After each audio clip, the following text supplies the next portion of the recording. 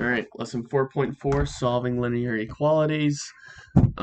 We already went over in previous videos that the same rules apply for getting variables by itself for addition and subtraction and multiplication and division. The only thing that's different is that when we multiply or divide by a negative, we gotta flip our sign. Now, with that being said, solving linear inequalities, we all know that solve just means get the variable by itself. So that's all we got to do. So just pretend like our little greater than, equal, greater than, less than signs are just equal signs and do it just like we've always been doing it. So that's the lesson. So I'm going to go straight into practice actually. So here we go.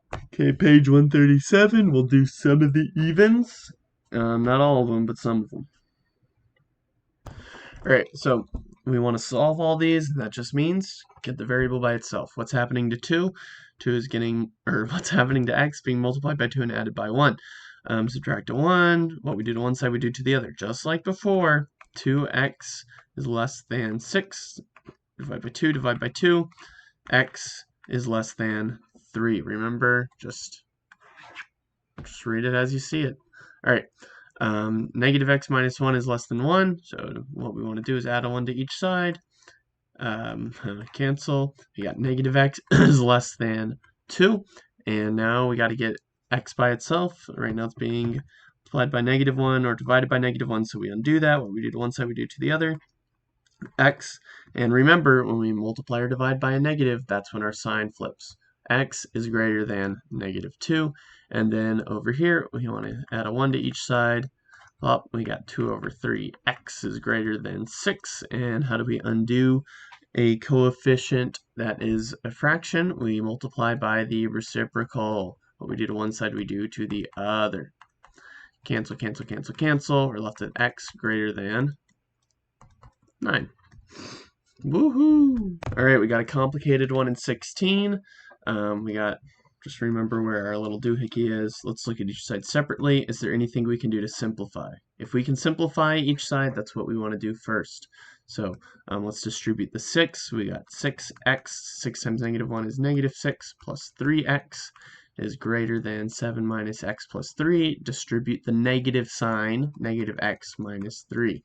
Remember? Distribute those signs. Distribute those signs. They act as coefficients. So let's keep simplifying. We got 6x minus 6 plus 3. Combine like terms. 6x plus 3 is 9x, and the 6 doesn't change. Greater than 7 minus x minus 3. We can combine the 7 and the 3. 7 minus 3 is 4, and the negative x stays the same. And what do we do when we get here? Remember, we want to get our like terms together, so let's move our x from one side to the other. Plus x. So we got 10x minus 6 is greater than 4, and now we want to get x by itself just like usual. Boop, 10x greater than 10, divide by 10, divide by 10, x greater than 1. And remember, what we get at the end tells us what values of x will make our original statement true. So if we plug in a 1, 1 minus 1 is 0, 0 plus 3 is 3 on this side, 7 minus 0, 7 minus, wait, what did I do? It has to be greater than 1. 1 is not greater than 1. So we would have ended up with a 3 over here, 4 over here. That's not true. But if we were to plug in 2, 2 minus 1, that's 1. 6 times 1 is 6. 3 times 2 is 6. 6 plus 6 is 12. We got 12 on this side. 2 plus 3 is 5. 7 minus 5 is 2. Is 12 greater than 2? Yes, it is. So any value of x that we put greater than 1 will make our statement true. Any value of x less than 1 or equal to 1 will make our statement false. That's the purpose of our answers down here. And now we'll do number 20 because it looks tricky. All right, we got some complicated stuff, so let's simplify first and distribute. 4 times x is 4x, 4 times negative 3 is negative 12, negative 6 times x is negative 6x, negative 6 times 1 is negative 6, less than or equal to 4 times 3x is 12x, 4 times 4 is 16, negative 2 times 8 is negative 16, negative 2 times 6x is negative 12x, 4x minus 12, combine like terms, so let's group them by our common terms. We got circles and squares. Square, circle, circle, square. All right. So we got 4x minus 6x, which is negative 2x. Negative 12 minus 6 is negative 18. Less than or equal to 12x minus 12x is 0. 16 minus 16 is 0. So that just gives us negative 2x minus 18 is less than or equal to 0. Don't be fooled. We're not done. We still got to get x by itself. Don't let zeros throw you off. Our goal is to get x by itself. Plus 18 plus 18. Cancel. We got negative 2x is less than or equal to 18. Divide by negative 2, divide by negative 2. And because we divided by a negative, our sign is going to flip the other direction. And we got x is greater than or equal to negative 9. You should know how to do the next set of questions 1 through 8. No, I'm sorry, I take that back. I'll do number 8 and 10, but you should be able to get all the rest pretty easy. All right, it wants us to simplify, and simplify just means take your steps and take it as far as you can go. So is there anything following the order of operations? Is there anything we can do inside the parentheses? No, not like terms. It's an x and a y, so we can't combine them. But we got this distribution, so let's distribute the negative through y squared minus 2x squared, and then we got a negative and a negative, which gives us positive 2y squared. Combine like terms, we got a y squared plus a 2y squared, which gives us 2y squared minus 2x squared. That's all we can do. We're just simplifying. Wait, what's the question?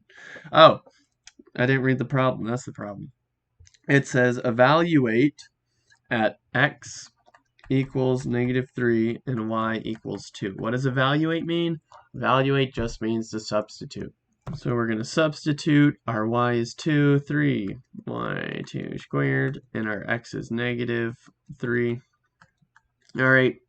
Do our exponents. We got 2 to the power of 2, which means 2 multiplied by itself twice. 2 times 2 is 4, so we got 3 times 4 minus 2, negative 3 times itself twice is negative 3 times negative 3, which is going to be positive 9. And then we got 3 times 4 is 12. 2 times 9 is 18. And then we got 12 minus 8, which is negative 6. Bingo. Now, questions 9 and 10 are very important that you understand how to do these problems. We should have done a couple already in previous lessons, but I'm not sure. But, yeah, so pay attention. So, find the lines that pass through the point negative 2, 1, and are parallel to and perpendicular to the lines they give us. Parallel to and perpendicular. What does it mean to be parallel? It means they go like this. Can you even see that? It means they go like, hold on, like this. Perpendicular means this. Remember, parallel means they have the exact same slope. Perpendicular means they have the negative reciprocal, or another way of saying that, if you multiply the slopes together, they get it equals negative 1. So, first things first, we're just doing number 10. So number 10, it gives us the equation of the line. X plus 7y equals 26. So we need to find a line that passes through this point and is parallel to this line and perpendicular to this line. So first of all, what's the generic equation for a line? Y equals mx plus b. What does the m represent? The slope. What does the b represent? The y-intercept. And it's special because y is by itself. All right, so first of all, is this in the right form? No. Why? Because y isn't by itself. So let's start by getting this to have y by itself. So right now y is getting added by x and multiplied by 7. So let's subtract x to both sides. We've got 7y equals negative x plus 26. We usually like to keep the x in front of the non-variables. Then we divide by 7. Divide by 7. And what we do to one side, we'll do to the other. So that gives us 7. And remember, when we divide like this, we divide each term separately, just like a distribution. So negative x over 7, or another way you can think about that is negative 1 over 7x. And then we got 26 over 7. So not a pretty equation, but whatever. All right, so first of all, let's ask the question, what is the slope of this line? The slope is the coefficient in front of x negative 1 over 7. So the slope of our first line is negative 1 over 7. So the problem wants us to find parallel and perpendicular to the line. So we already have, so let's start with parallel. So remember, parallel lines have the exact same slope. So we already know that our slope is going to be negative 1 over 7. So that just leaves us with the question, what is our intercept?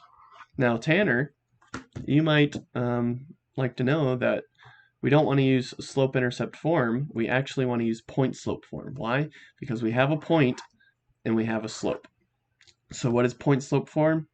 Y minus y1 equals the slope times x minus x1. I think, did I put those in the right spot? I'm pretty sure. All right, so well, we got to do a substitute now. Now these y1s and x1s come from our coordinates. There's our x, there's our y, so let's substitute. Y minus 1 equals m times x minus negative 2. Oh, and we know our slope already. Our slope is that negative 1 over 7. So negative 1 over 7. All right, great.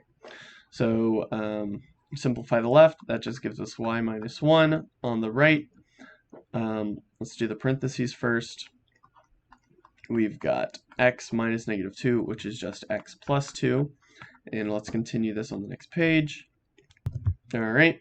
So now let's keep simplifying the right side. We've got negative 1 over 7 distributed through. Negative 1 over 7 times x is negative 1 over 7x. Negative 1 over 7 times 2 is negative 2 over 7. And then to get y by itself, we add the 1 to each side, plus 1 plus 1. Y equals negative 1 over 7x. And what's our rule for, we got negative 2 over 7 plus 1 plus 1. We got what's our rule for adding fractions? They have to have the same denominator. So we'll multiply 1 by 7 over 7 to give us 7 over 7. So we have negative 2 over 7 plus 7 over 7. That gives us negative 2 plus 7 is 5 over 7. All right, so right here we have an equation of a line that passes through the point negative 2, 1 and is parallel to our first line. And if you've stuck to the video this long, you luck out because we're going to do a Desmos. All right, so remember our original equation was x plus 7y equals 26, and so there's our line for that. And remember we turned it around so that y was by itself, negative 1 over 7 x minus plus 26 divided by 7. Look at that, our two lines are on top of each other. See that? So that means we did it right. Now the line we just got was y equals negative 1 divided by 7, all right, and x. So look at that, they're parallel, but then we added the intercept, which in our case was 5 over 7. Great. Now what was special about, so we know it's parallel, but what was the other special thing? It passed through the point negative 2, 1. And let's double, negative 2, 1. There we go. And look, it passes through the point right here. Now, we're about to do the perpendicular one, so we would expect it to pass through this point and probably cross, I don't know, right here maybe. So let's solve on the back of the Jamboard and yeah, and see what we can do. All right, so we know the equation they gave us was y equals negative 1 over 7x plus 26 over 7. We want it to be perpendicular and pass through the point negative 2, 1 and perpendicular. So how do we know, how do we get a perpendicular line? It has to be the negative reciprocal of the slope. So what's the slope right here? Slope is negative 1 over 7, and to get the negative reciprocal, we flip the fraction and change the sign. So the negative reciprocal is going to equal positive 7 over 1, which is just 7. So once again, we'll use point-slope form since we have a slope and we have a point. So we'll use point slope form. So y1 equals m times x minus x1. We get our y1 and x1 from our coordinate, y minus 1. We get our slope from the thing we just got, x minus -2. Simplify, y minus 1 equals 7 times x plus 2. Distribute 7x plus 14. Get y by itself. Plus 1. Oh well. Plus 1, cancel, plus 1. Y equals 7x plus 15. All right, so let's go ahead and graph that one. All right, what did we get? We got y equals 7x plus 15. And if you look at that, it passes through the point we cared about, and it's perpendicular. See, it made a right. I mean, there's no way of measuring it really, but just trust us. We know that it's perpendicular because of the negative reciprocal. So there you go. Very important that you know how to find parallel and perpendicular lines that pass through a point, but listening to that lesson, good job, boys.